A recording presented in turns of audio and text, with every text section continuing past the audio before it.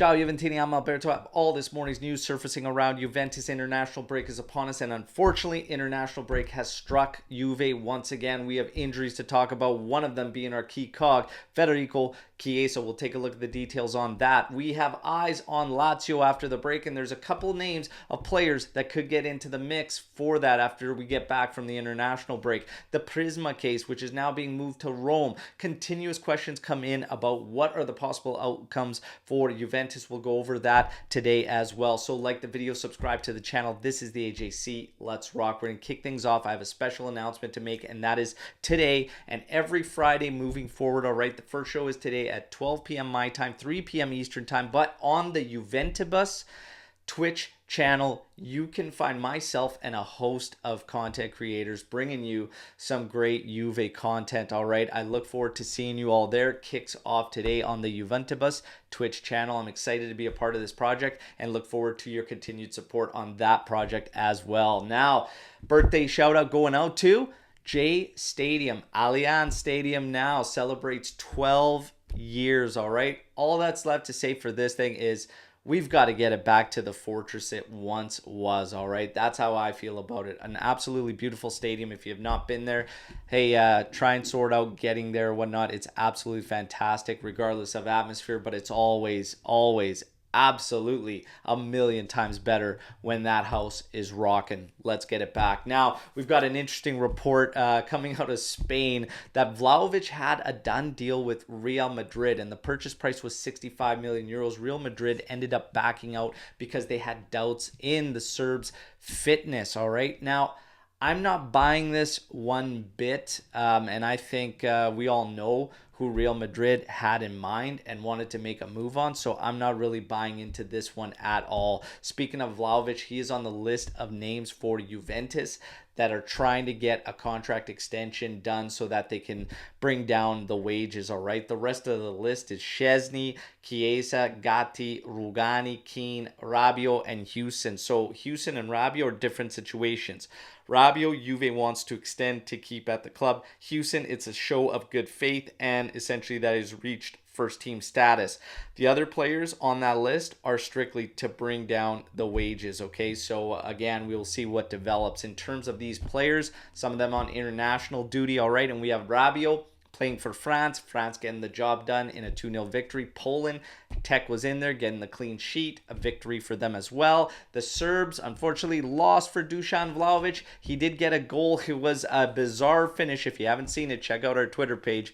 Absolutely brutal with an open cage, but the Serbian team looked pretty bad in general, right? But those are some player performances, and of course, we got to look ahead to Italy. That's going to have a couple of Juve members joining in that starting 11, but not so fast because we have injuries to talk about. But before I get to the Azzurri, we got to talk to Sciglio. Apparently, Sciglio's recovery is taking a lot longer, and there are delays there, and it's thought to be somewhat serious. Juve apparently being rumored to look at some free agent players coming in potentially the next time the window opens, but I'm not necessarily buying into that as well because they knew he was going to be out for a while. If they were going to bring in some recruits even through free agency, they would have done such already, all right? So I don't think they're necessarily going to get any bolstering to the squad and whatnot. Alex Vieira's name came up, but I'm not buying into that. I think they're going to remain status quo as things move, and it looks like McKennie has found a home at the right wing back position, so we'll go with that.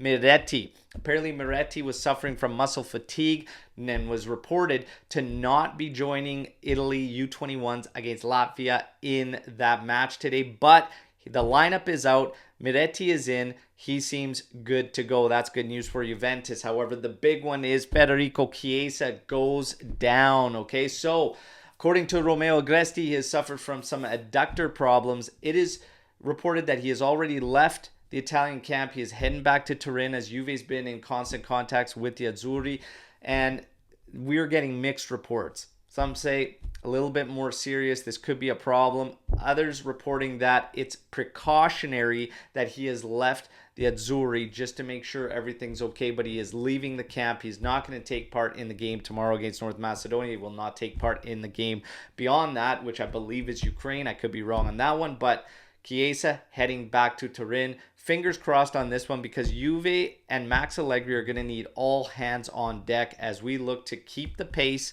in the league until these teams start to spread out in other competitions, all right? But Federico Chiesa, fingers crossed, everybody. We need some good medical reports. So again, contradicting reports, wait for something official coming after he sees the crew at J Medical, okay? And after the international break, again, needing all hands on deck, we got Lazio and Fagioli and Kean are being said to take part in that match. Fagioli getting closer and closer to match fitness.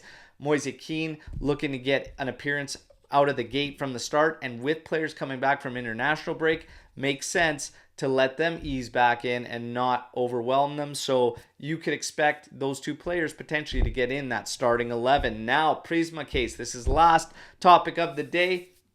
What are the outcomes for Juventus? Look, as I reported 2 days ago when this news broke out, I don't expect anything. I still don't expect anything. The whole thing was a farce, and this just appears to be more of history repeating itself, all right? Juve was targeted and attacked, all right? They wanted arrests for Agnelli, other board members involved and whatnot. They were pushing. There was facilities being searched, homes being searched, including the lawyers representing Juventus and its members. It was crazy. All this over 3.6% of the total income during that period of time. This is ridiculous. For Plus Valenza, when we weren't even the top Plus Valenza team as far as what we brought in. And again, nobody else being targeted. The business that took place this past summer mercado looked very, very similar to what Juventus got targeted and attacked for. And nobody was screaming scandal. Instead, clubs were praised for being resourceful and doing good business. I've always said this, that Juve will always be targeted and attacked. I wanted Juve to push back. So what are the outcomes now with this case moving to Rome and whatnot? Well, I don't think much of anything other than those individuals facing criminal charges getting cleared, having their names cleared. But yet again, the damage has been done. All right, so you have a club now missing out on Champions League when they rightfully made it in. You have all this financial burden not going to be reimbursed, in my personal opinion. Again, I only see those individuals having their names cleared, but Juve's name still remains with this stain on it. And again, it feels like history repeating itself. The whole thing was a joke. The Orsolini case, which was a big ticket item for them in Turin with those prosecutors that pushed. Prosecutors, one having a video that went viral stating his hatred for Juventus, all right? The whole thing is a joke. Again, history repeating itself. And why did Juve take the plea deal? Well, what we're seeing now, Juve was fighting to get this thing moved to Milan. Now it's going to be Rome. If that would have happened before the start of the Campionato, Juve would have pushed back. They would not have taken a plea deal and whatnot because they probably known this would have been the outcome. All right. When you can only deal with process and battle process, which is what Juve was left to, their hands are tied. They can't actually battle the details of the case. But financial documents, all this came out and we made an adjustment in one error that was found and it was minimal. Again, it's 3.6% of total income business. It's a joke. We made the corrections. Everything was fine. All these docs coming out. Now the Orsolini file said to be absolutely fine from Bologna prosecutors and whatnot. That sets a precedent for what's to come, which I think is all the individuals having their names cleared. But the damage is done. And shame on all those involved. Shame on Serie A. Shame on FIGC because you guys just can't figure it out. And yesterday I reported that Juve's still the top draw for matches. Why we're still going to probably be getting a lot of primetime games.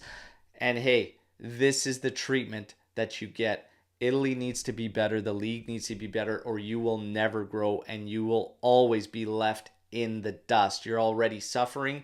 And again, it just keeps getting worse. Figure it out. As far as the outcomes, we're not going to get into Champions League. They can't revoke the penalty status and whatnot. The sporting penalties will stand. Financially, what are we going to do? Are we going to get the reimbursement on that? Potentially, but I don't even see that. Again, just the individuals getting cleared. That's what I see. But again, history repeating itself. The damage is done. Shame on all involved. But that's the latest on Prisma. That came from Guido Vaziago from Tutto Sport, just kind of reporting the breakdown and everything. It's a damn shame. But what's done is done. We need to get revenge. And how do we do so? On the pitch, sul campo.